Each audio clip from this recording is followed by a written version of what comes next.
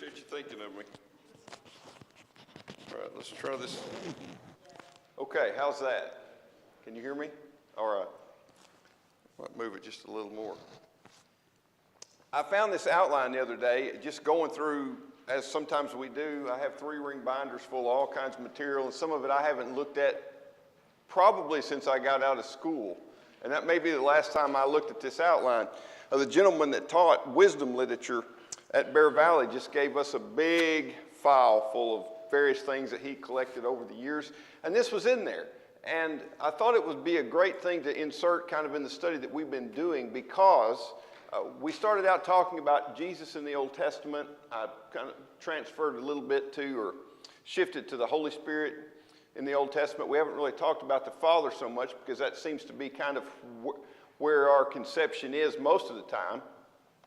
And then we shifted to the New Testament in regard to the humanity of Jesus, because I think when we think about God, any way you go about it, for you and I today, the pictures in the New Testament are really what defines God for us. When we think about God, we usually think about Jesus Christ, and the pictures that are given to us, especially in books like the Gospel of John, really do mold our conception of God. They certainly mold mine, and I'm very thankful for that. But if we go back into the Old Testament and ask the question, we've thought about it, where is God in the Old Testament? Where is Jesus in the Old Testament? Well, what did the Israelites, what was their conception of God? What mattered to them? There are all kinds of things about our Maker and our Creator and our Sustainer questions that we ask, and maybe sometimes they're things that we're curious about, but they really don't matter so much, or maybe we're asking questions that we should be asking different questions. And if you go to the Psalms, especially in the Old Testament, what you discover is what was important to the Israelite people about God. What mattered? Safety and strength. There you go. Yeah. The things that mattered. In other words, when they thought of God and they thought about their relationship with Him, these are the items that came to mind. And what's important, and I think this is, let me see, point B in this outline, says the personality of God is presented in such concrete and realistic terms. As you go through the Psalms, the psalmist will say, you are a God of justice, okay? Or you are a God of goodness. You are everlasting. The way that God is presented is in real concepts that you can discuss with someone else. It can be talked about, and that you can grasp mentally, and will allow you to build, maybe not the picture you wanted to build of the God of heaven, but one that is realistic, and not only that, one that is useful, and if you're a child of God, one that brings peace of mind, and a real sense of safety, or we might say in the Psalms, of the ultimate safety of a child of God. Let me go through all of these points at the very beginning here. The psalmist never tire of praising God as creator. Okay? So who created the world? Nobody in Israel had any other question. That's right. There is this constant refrain that you are the creator. All right? That while, I guess here's what, let me insert this here. We've been talking about things like the Trinity, okay? The Father and the Son and the Holy Spirit, all right? And trying to understand all of that and who's doing what, when. The Israelite people don't really get caught up in all that. They're not really concerned about all of that. So they just simply will say, God is the creator, and lift up God as such. And the finer details of that, while they may be mentioned, they're not really what really matters. In other words, it's the really broad picture here. and the simple concepts, if you can call them simple, that matter. They never tire of praising God as creator, as sustainer. The idea that not only has he created everything, but now he is upholding everything. So the world is holding together. The Hebrew writer in the New Testament will later speak about Jesus in these terms, that he is holding the world together. So this idea that not only has he made it, but he keeps it moving. He's praised as the lawgiver. So where does the idea of law come from? Where are the rules of living? Well, God. And the psalmist says this is where they come from. He is praised as ruler, a vindicator. And ultimately, here is a theme that runs throughout the Psalms that the Israelites were well aware of, and that is ultimately you and you alone are the judge. That we've come to the place, we've come to the individual who is the final word in all things. Everybody can say what they want. Everybody can believe what they want. Ultimately, people can choose truth. They can choose falsehood. People can choose to see what is right. People can choose to be deceived. But in the end, there is a singular being who will judge the choices and the decisions of everybody that's ever lived. That's the case. Now, we see that play out, and of course we could go into the New Testament and talk about the judgment day and so forth, but there is this idea, and when I talk about these words in the Psalms, the creator, sustainer, lawgiver, ruler, vindicator, judge, and others we could add, they're in concrete terms. These are concrete ideas. This is not an abstract judgment of some kind, these are not vague laws that have been given, or he's not one creator amongst many creators. They are very powerful yet simple terms that can be understood.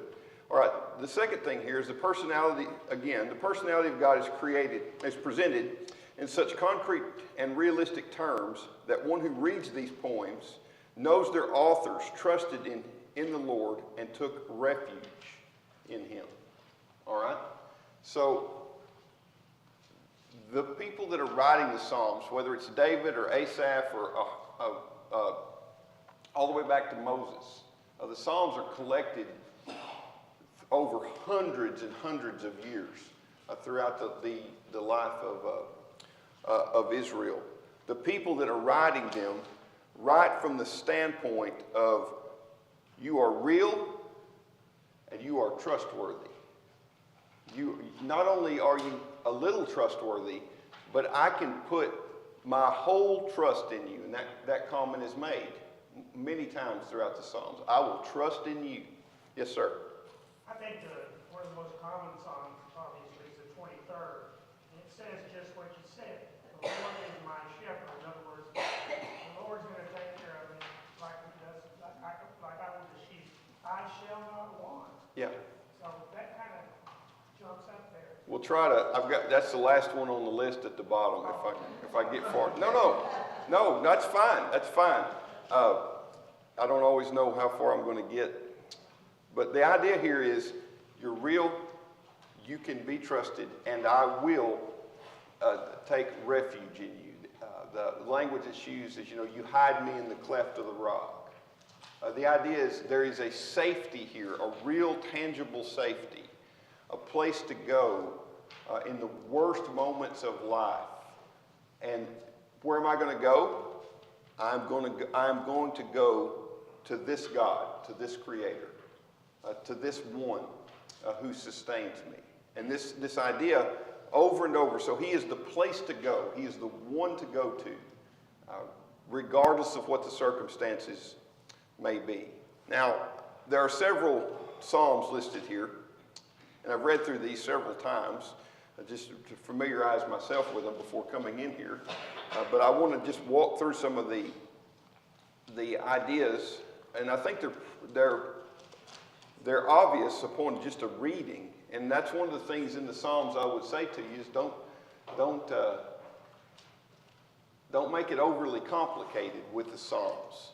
These are people that are pouring out their hearts to God, and they're not trying to hide the meaning from you. In other words, a lot of times in the Psalms, what you get on the surface is really what is meant. Yes, ma'am. So, the way the Jews view God would not be the way, like, deists or agnostics today would view God. Is there might be a God, but he's impersonal, he doesn't care, we can't really know him. So they would have had the opposite view. You can know him, and he does care. Very much so. And the Psalms show that there is a God who cares deeply for me, that will take care of me, ultimately take care of me, and who is going to set right all that is wrong, whether it's with me or with somebody else, what somebody else has done, what I've done, whatever it is, that ultimately all of this is going to be made right. That's a huge idea that comes around, that the wicked will be judged, the righteous will be vindicated. It may not look that way, but that's what's going to happen. All right, if we look at just a few passages here, I just want to look through these Psalms that I've got at the bottom. And man, this is a great thing to do. You can break the Psalms down into, and you can get online and find, I'm sure you can find a list. But what you'll discover is that you can break them down by topic. Kind of like you do if you look in your songbook, there's a topical index at the back. It'll tell you where all the songs about the cross are, or all the songs about evangelism are, or whatever. And that you'll discover that's the way the Psalms are written. And one of the reasons for that is we forget that when we look at the Psalms, we study them for content and meaning, and we read them. But even in your songbook, some of the Psalms are set to music. And that's a reminder that the Psalms themselves were the songbook of Israel. When they sang in their home, or when the Levitical priests sang for the people of Israel in the temple, these were the songs that were sung. And so as you look through some of them, you'll see little strange little markings, or there'll be something about this one is for the choir. It's talking about the Levitical singers in the temple. So initially this was a songbook. Now, and through the years, I used to have a copy. There was a gentleman quite a few years ago that set all the Psalms to music and published it. All right, if we think about how do we conceive God? How did Israel conceive God? Psalm 139 is a great place to go because there are just some basic ideas that Israel had about him that are conveyed here.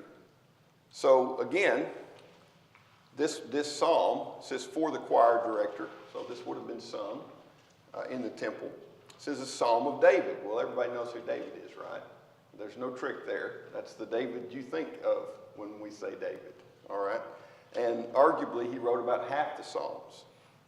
Oh, and just by the way, if it's a singular psalm, it's Psalm 139. If it's all the Psalms, it's Psalms. That drives me as crazy as Walmart's. I grew up, we're going to Walmart's. No, you're going to Walmart. And I'm not a big grammar person, but just just remember, this is Psalm 139. All right? So what do we learn? Listen to what David says here. He says, "Oh Lord, you've searched me and you know me." Okay? So don't let that, what does David mean? Well, is there some hidden? No, just what he says. You've searched me. All right? And you know me. You know when I sit down, and you know when I rise up. So here's a God with a lot of knowledge. You understand my thought from afar. Okay, so he understands my thoughts. You scrutinize my path and my lying down. So you're looking at my life really closely.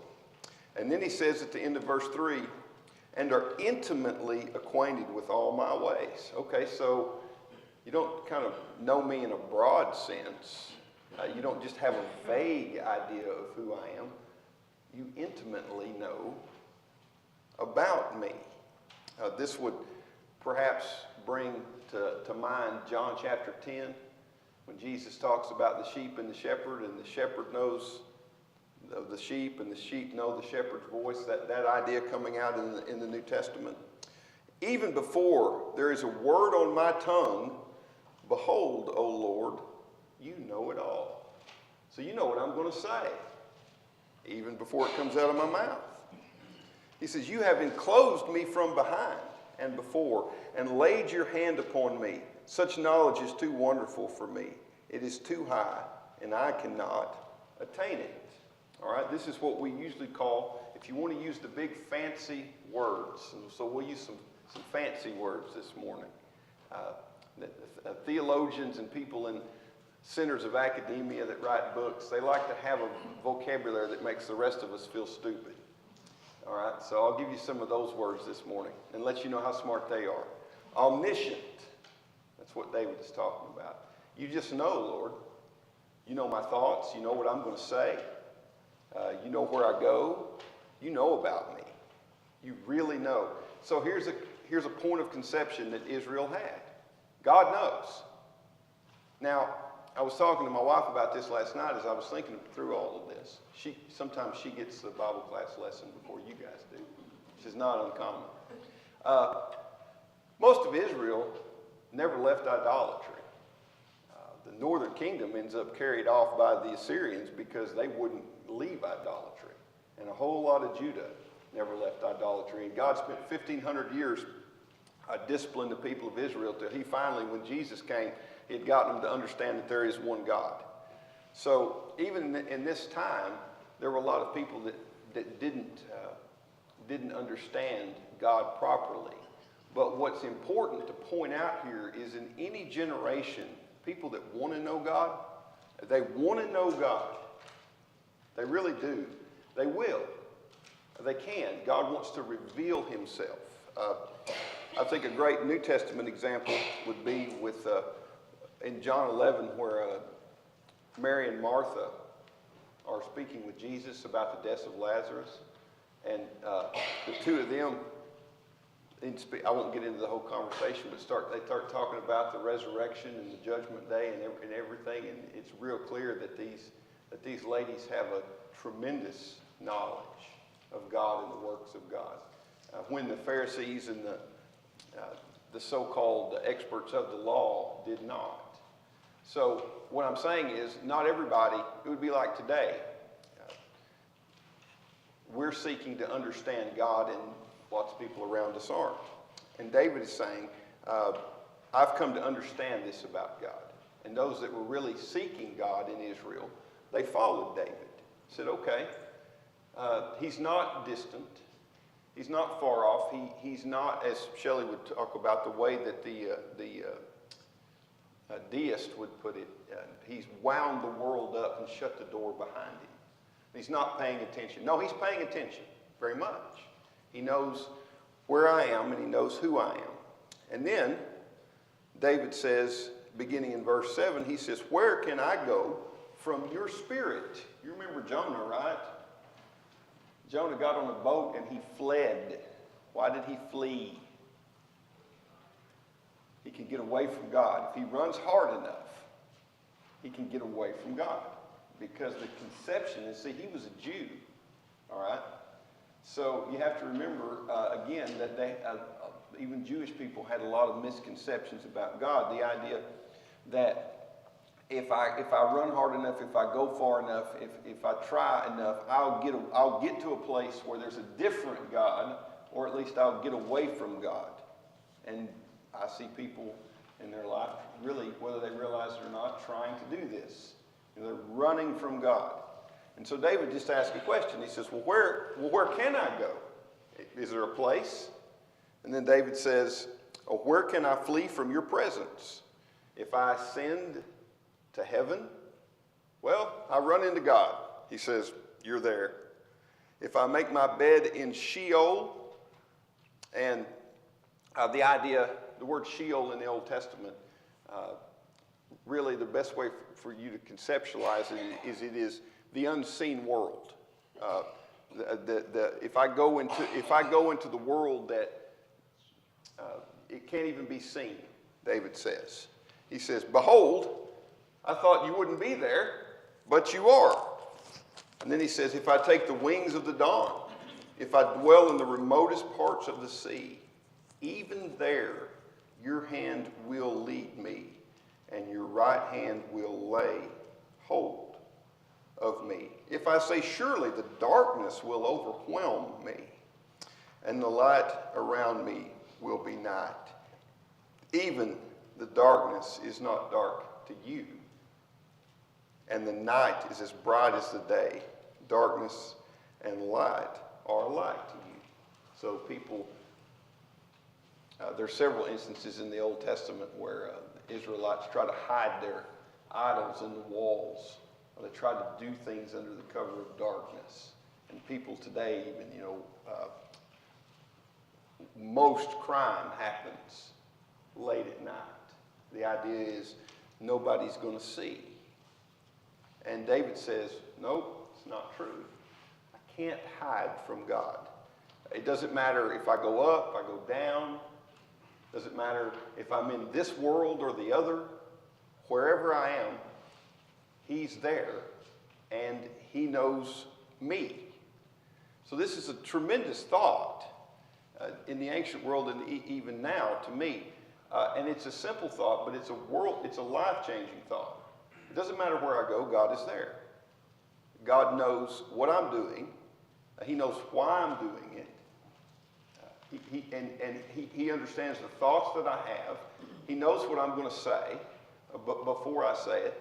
So He is intimately involved with me, not only in His knowledge, but in His presence. And then David will say, starting in verse 13, he will talk about the power of God. He says, for you formed my inward parts. Well, there's a very powerful statement. All right. David not only says, do you know me? Do you know what I'm doing, and I can never escape you, but the fact of the matter is you have made me. I am your creation.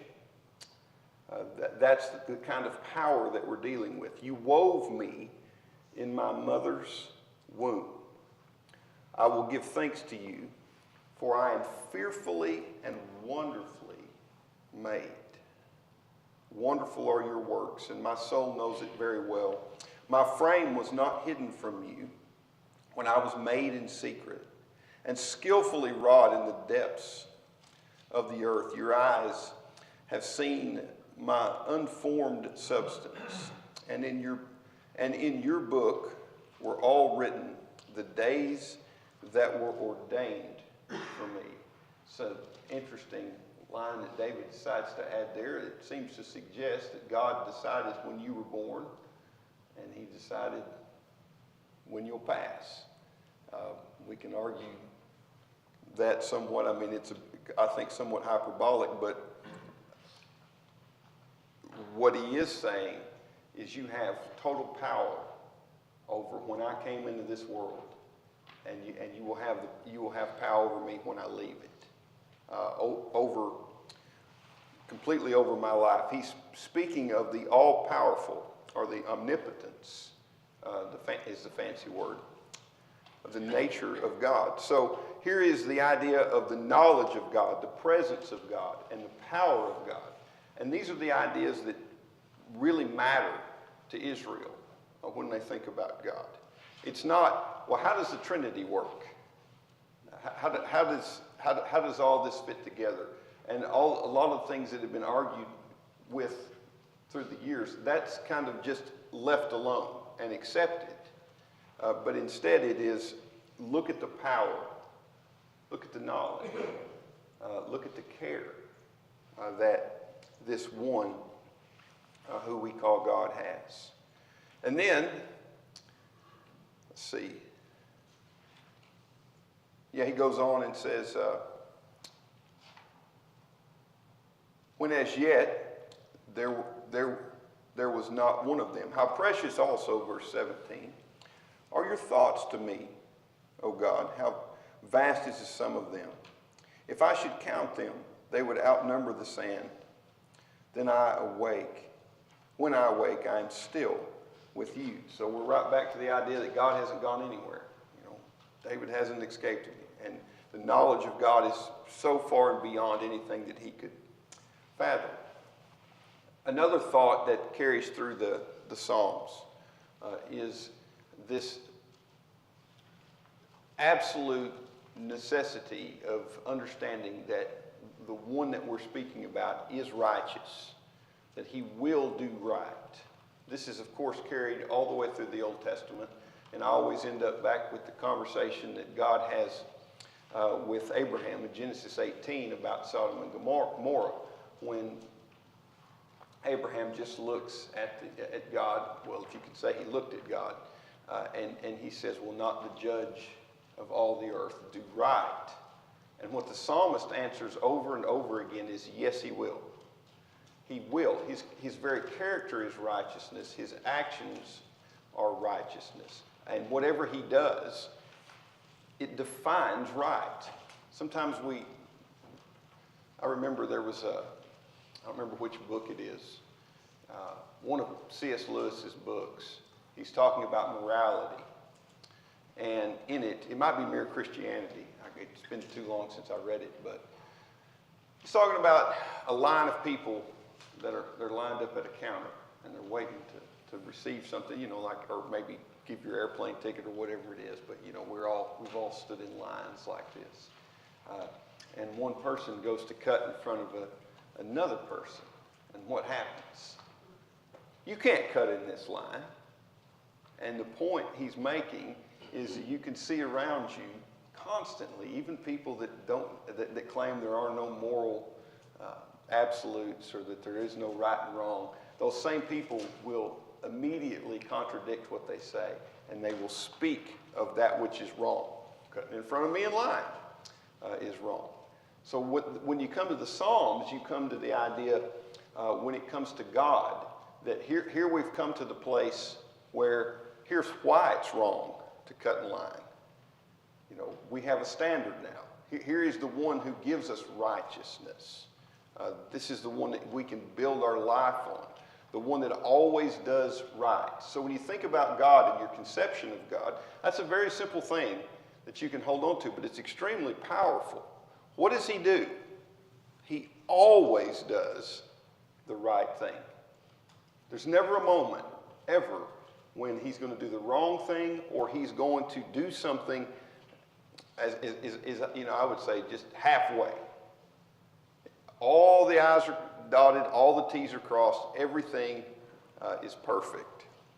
So in regard to his righteousness, David says in verse 19, he says, oh, that you would slay the wicked of God. Now this is one of the things you'll pick up in the Psalms, and it is kind of an interesting study, and it is a little difficult to come to terms with, but I do find it fascinating, and I'm glad that it's there. There are multiple times when the psalmist, David is really good about this, basically just shakes their fist at heaven and says, I want you to destroy these people. And you say, well, these are prayers? You know, the people prayed this? So let me just say this. I wouldn't pray that publicly. I wouldn't get up in front of you here. I remember being in a congregation several years ago, and there was a man that got up, and he prayed. I may get the country wrong, but the effect will be the same. I think it was that we would drop nukes on Iran. He got up and prayed this in front of a room full of people. Lord, would you drop nuclear weapons on Iran? You know, and so we talk about, does God answer prayers? And you're kind of like, well, I hope he doesn't answer that one. You know, I'm sure that, the Iranian government's not that great, but there's a lot of good people in Iran. Anyway,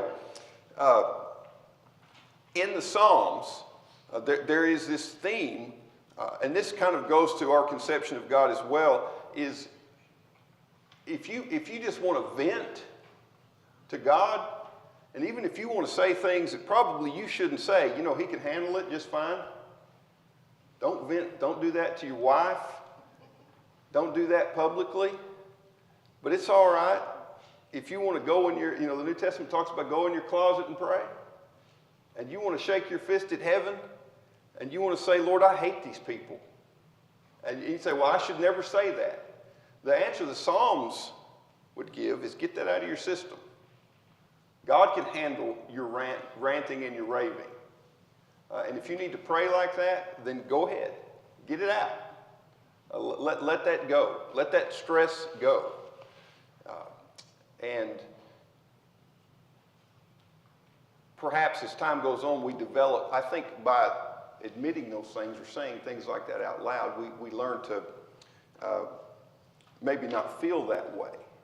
But it's most certainly the case that the psalmist have no problem with asking God to destroy people. Okay? So when you go through, you'll just pick up on this. And so here David says, oh, that you would slay the wicked, O God. It reminds me of James and John in the New Testament when he looks at Jesus and he says, can we just call fire down out of heaven and just wipe out a village?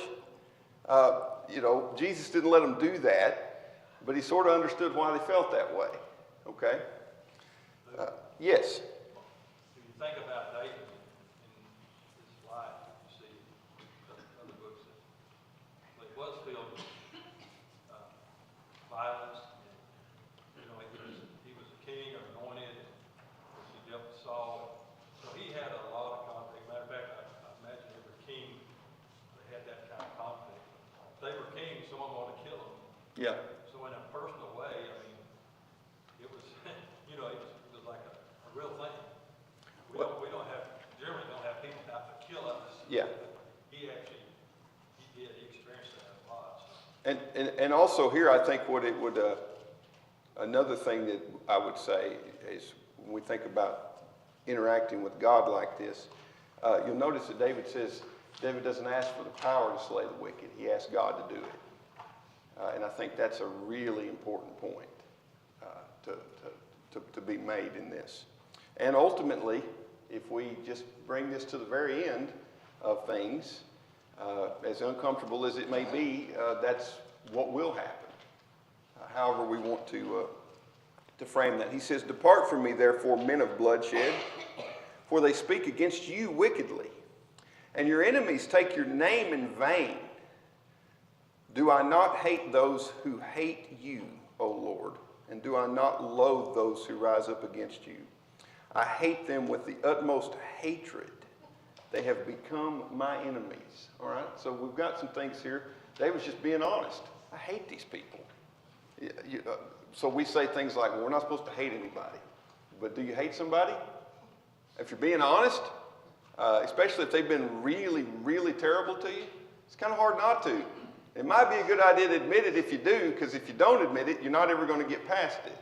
So the Psalms are extremely therapeutic because the psalmist, like David's not sitting here talking to God and saying, Lord, I love everybody. Because God could look down at him and say, no, you don't, David. And what does David already know? He's already said, he knows my words. See, before I say them, he knows my thoughts from afar. So what does he know? Well, he knows the same thing that we talked about Peter, last Sunday morning? In John 2, it says that Jesus knew the thoughts of men. And when Peter has that conversation in John chapter 21, and Jesus asks him, do you love me? Peter doesn't lie to Jesus. What Peter replies is, I'm really fond of you. I really like you a lot.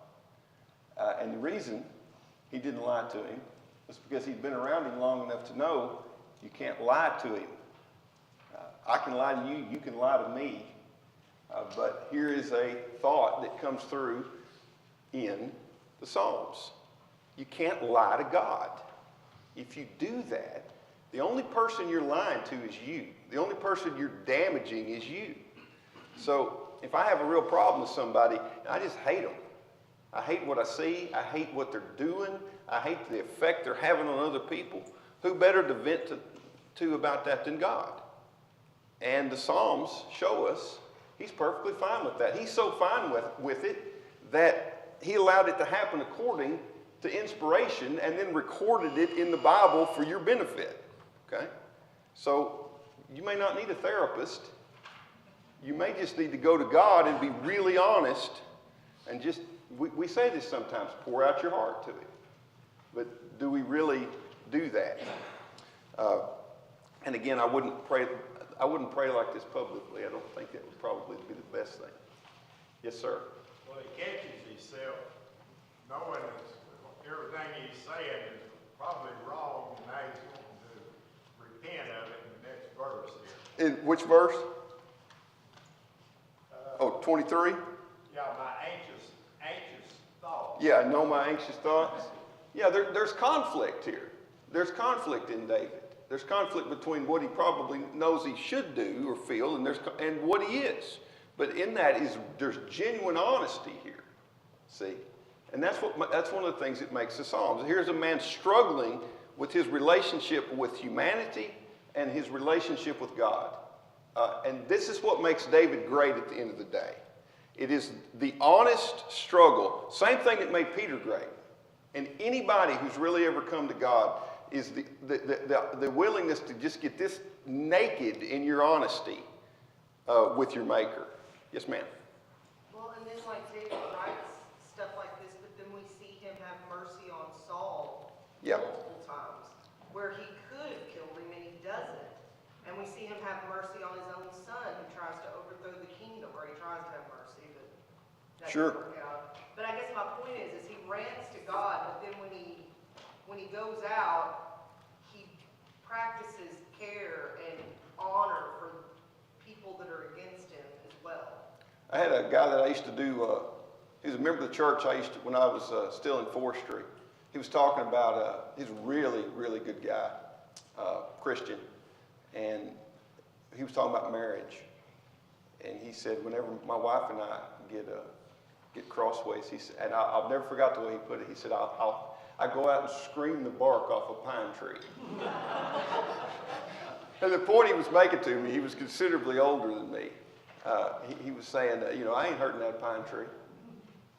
And I'm not hurting my wife, and I'm not hurting my marriage. And when I get in my truck and I go home, it's all out there in the woods. And the psalmist says the same thing, really. It ain't hurting God. Okay? It's going to help you. So just get it out. Let it go. Say what's really on your heart. Let's finish. Mike brought up Psalm 23. Everybody knows this one. But let's just finish with it. And I'll let you, we didn't look at 103 and Psalm 5 and 51. We might just do that next week, next Sunday morning. But let's finish with Psalm 23. This is probably the most well-known passage in the Old Testament. It's been read at about a gazillion funerals. If you memorized anything out of the Old Testament as a kid, you remember, yea, though I walk through the valley of the shadow of death, it will always be yea, though, all my life. I don't care what translation that you use. But it's actually, there's a real simple breakdown that David uses in this psalm.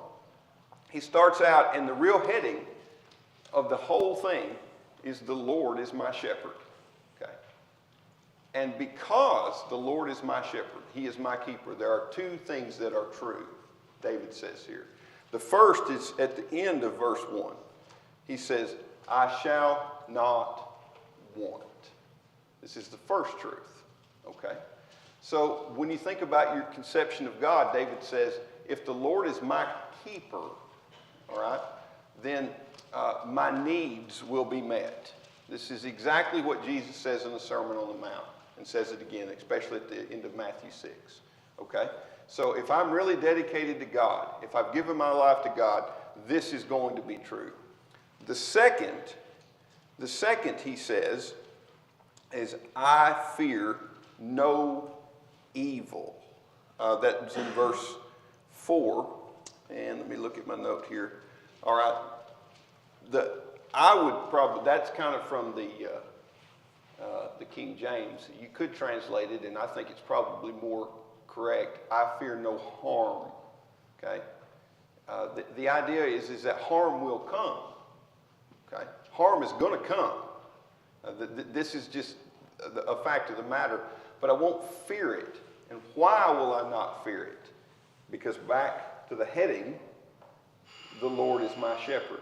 And then let me finish with this, and the lesson's yours. And the summary statement of the song that David wants to get across is verse 6. He says, surely goodness and loving kindness will follow me all the days of my life, and I will dwell in the house of the Lord forever. All right, we'll stop right there. Thanks for being here.